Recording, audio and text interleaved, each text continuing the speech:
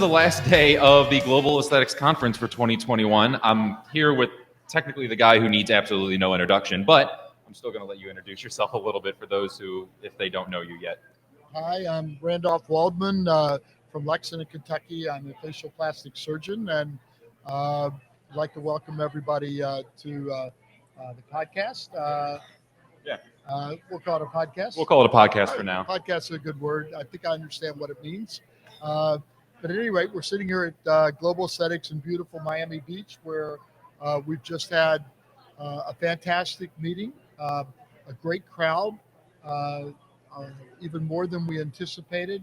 Lots of great speakers, unbelievable faculty, plus wedding. I mean, maybe the weather was a little bit rainy a couple days, but then the sun comes out. So it is Miami Beach. It's Florida. We're really happy to be speaking with you here live.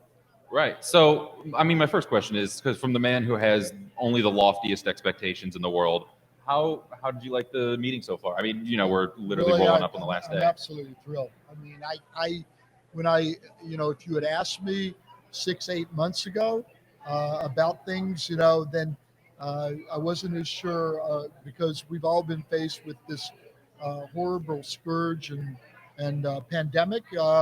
And we were watching a lot of other meetings cancel them, and be canceled. And we were hearing reports from other meetings that were having rough times and no one attending.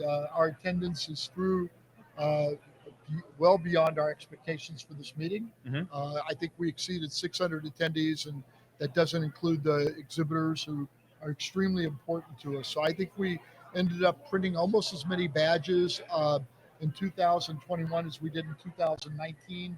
And at one time in my life, that may not have been adequate, but given what we've been through in the last 2 years, I'm thrilled.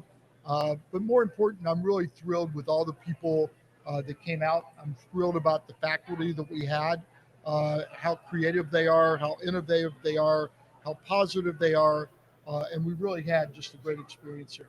Yeah, and I know when we were talking about turnout, because you and I talked a little bit earlier today, it was one of the things that we missed out, and one of the things that we really wish we could have seen, but COVID and the world turning into what it is, we weren't able to get the international faculty here as much. So like if they were able to come, like I think the numbers would have actually exceeded what we had in 2019. Even international attendees. I mean, let's face it, American citizens could get back in the country, but it was tough for internationals to get in.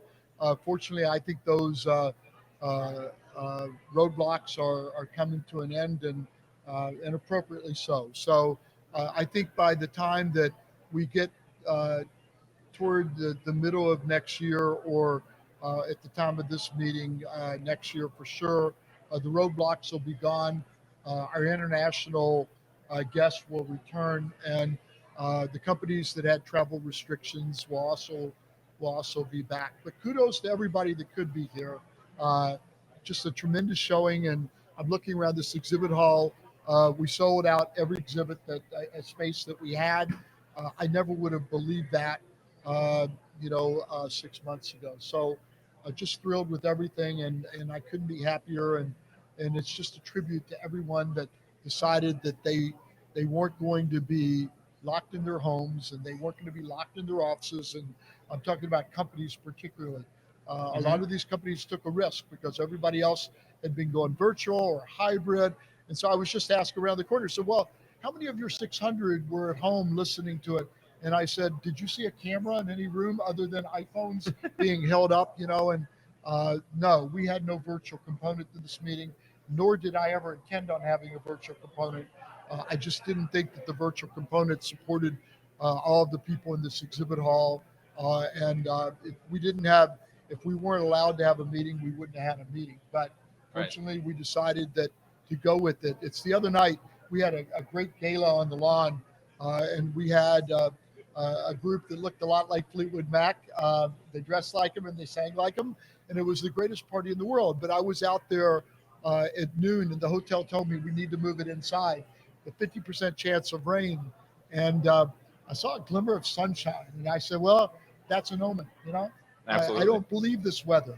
And then I said, we'll reconvene this thought at 2:00. Came back out at 2:00, and it actually started raining. And I said, there's your 50% rain. It just rained. It's over. Party's tonight. It's on the lawn, and we're going for it. And it was the most beautiful evening with the stars out. And I just said, well, that's kind of an omen for 2022 right there.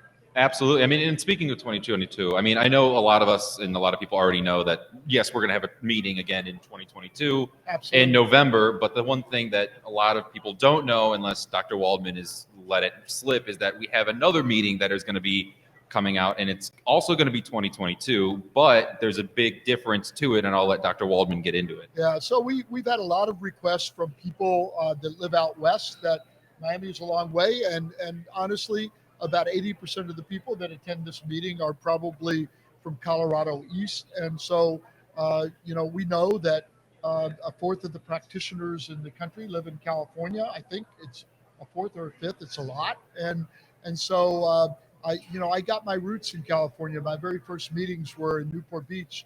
A lot of you remember that. And those were great times. I love California. And so I felt like I would always go back to California for something. And this is the something. So we're going to start a West Coast meeting in San Diego. It'll be launched August 4th through 7th. We're really excited about it. It's going to be at the Marriott Marquis on the Harbor, which is a fabulous hotel that many of us have been to other meetings at. And we feel like that's going to be a great event. It's going to give people an alternative of East Coast, West Coast, and it's also going to allow us to even be more inclusive of faculty members, particularly those living on the West Coast. We have a number of people that we know that we love to put on our faculty, and so everybody will have two opportunities. Industry will have two opportunities, and maybe they'll take advantage of both. We hope so.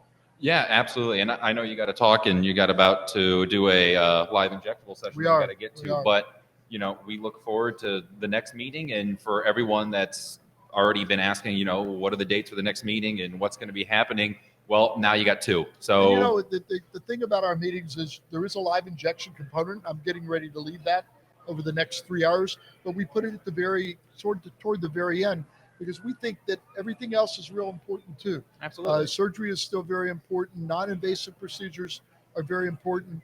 Practice management and marketing, the business of aesthetics is incredibly important. And I know that you guys have been very involved in our business session. It's still very well attended. People want that. They need that in their practice. And I started that concept way back in 2004, and it's just grown. And it's probably one of the most important contributions that I think that I probably made to the aesthetic field is to push everybody to start thinking about the business of what we do and not just the science and art of what we do. So it also brings our staffs into play. And none of us, zero of us can, and we've really learned that during COVID, none of us can operate our offices or do well unless we have well-trained, energetic, passionate staff. And this is where they can get well-trained. They can, become more passionate, and maybe we'll even make them more energetic. So, we really think that's an important part of things. So I appreciate your involvement in the meeting, Sam Pete's involvement in the meeting, and incredible marketing in general. You've been very important to the history of my meetings. Our relationship has developed over the years. You could say that. Yeah, that's an inside joke, but it's been very important. And what your company has found me to be is very adaptable. That is definitely one way to describe it. And for those who can't see Sam smirking off the screen, you can just assume. No, but thanks again. I really mean that from the bottom of my heart. And I think if I was grading my own meetings, and I don't always grade them in the A category, given what we've been through and given what we had to fight through for this meeting, and given the international cancellations and stuff, my staff gets an A plus. I probably get an A minus because I'll never give myself any higher than that. And I give everybody that attended and all of the industry an A plus for showing up. Well, you sound like a very easy teacher, but I'm glad to hear that everyone gets an A. Everyone gets an A. It just, I think we broke through some barriers with this meeting. And so maybe that's an important contribution. Yeah, hopefully we don't have another pandemic coming soon, and I don't think I could have said it any better. Yeah, So thanks we're for going to have to learn to live with what we have and learn to function in this environment. And I think what I've seen at this meeting is that that's exactly what people intend to do. And so I'm really proud of, again, my staff. I'm proud of the people that came out. I'm proud of the people that attended. I'm particularly proud of all the people in this exhibit hall. So, yeah. Absolutely. I mean, thank you everyone who showed up and who's shown out and shared videos and pictures and has had all talks, and it's just been a fantastic meeting. So I think everybody's had a great time. And, you know, usually I'll get a few critiques during the meeting from people that didn't like this or that. I have yet to hear a single complaint from anyone. Not one person has come up to me and said, you know, that was horrible. That food was whatever. That's so unusual, and it's so refreshing to go back and say, you know, I think that we're appreciated for what we did and what we tried to do.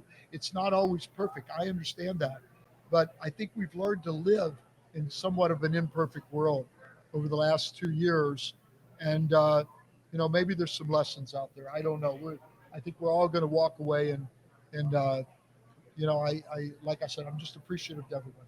yeah, thanks so All right. much, and we'll let you get going and enjoy your injectable session. Thanks. Appreciate it.